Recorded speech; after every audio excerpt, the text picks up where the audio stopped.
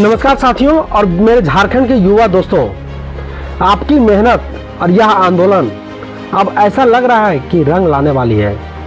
ऐसा क्यों कर रहे हैं, इस स्टोरी में आपको सब कुछ समझ में आ जाएगा। जेपीएससी नियुक्ति घोटाले की जांच जैसे जैसे आगे बढ़ रही है, वैसे वैसे इसके तार झारखंड से निकलकर देश के कई राज्यों तक पहुंचते नजर आ रहे हैं। सीआईडी की जांच में ऐसी कंपनियों और एजेंटों के नाम सामने आए हैं जिन पर अलग अलग भर्ती परीक्षाओं में गड़बड़ी के आरोप लगे हैं। अब सवाल सिर्फ जेपीएससी की 14वीं परीक्षा का नहीं, बल्कि एक ऐसे नेटवर्क का है जो कई राज्यों में परीक्षाओं को प्रभावित करने की कोशिश करता रहा है। रांची से शुरू हुई जांच अब लखनऊ, पंजाब और हरियाणा तक पहुंचती दिखाई दे रही है। सीआईडी के सामने दिए गए बयान में आरोपी अभय तिवारी ने कथित तौर पर परीक्षा में सेटिंग के लिए एक संगठित नेटवर्क की जानकारी दी है। जांच में टीडीपीएल, बिनेसस और आईसीएल जैसी कंपनियों के नाम सामने आए हैं।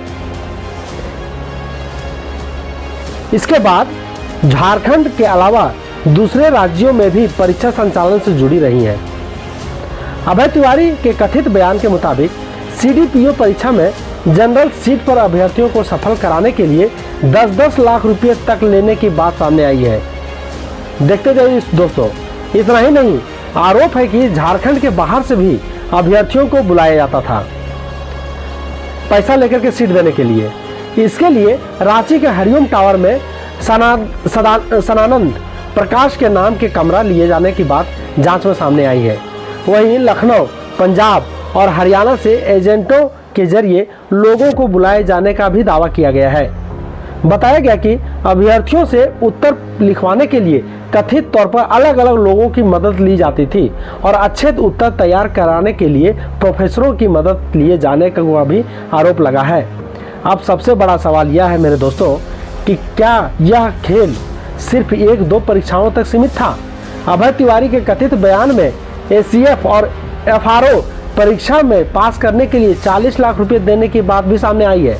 यानी जांच एजेंसियों के सामने अब एक ऐसा कथित नेटवर्क है जिसके तार परीक्षा संचालन करने वाली कंपनियों, एजेंटों और अभ्यर्थियों तक जुड़े होने की आशंका जताई जा रही है।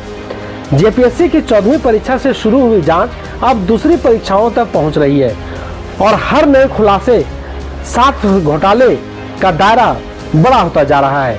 लेकिन सबसे बड़ा सवाल यही है, अगर एक परीक्षा में सेटिंग का इतना बड़ा नेटवर्क सक्रिय था तो देश के दूसरे राज्यों में आयोजित परीक्षाओं की जांच कब और कितने गहराई तक होगी?